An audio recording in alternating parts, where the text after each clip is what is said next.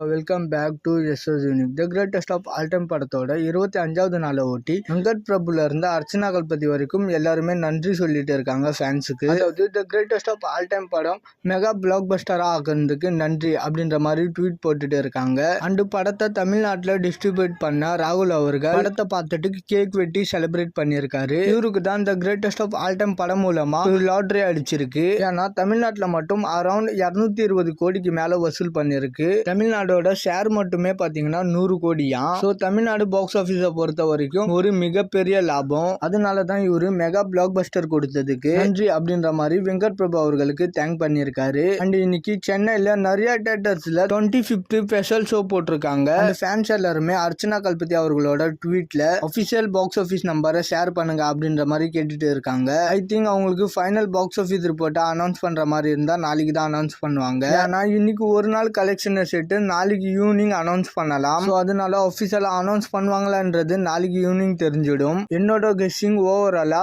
460 to 470 கோடிக்குள்ள இருக்கும். Okay நண்பா, the greatest of all time படத்தோட கலெக்ஷன் எவ்வளோ இருக்கும்னு சொல்லிட்டு உங்களோட கெஸ்ஸிங்கை மறக்காம கமெண்ட்ல சொல்லுங்க. அண்ட் இந்த மாதிரி தளபதி பற்றின அப்டேட் தெரிஞ்சுக்க மறக்காம எஸ்எஸ் யூனிக் சேனலை சப்ஸ்கிரைப் பண்ணி சப்போர்ட் பண்ணுங்க. இதோட வீடியோ முடிச்சுக்கிறேன். Okay bye.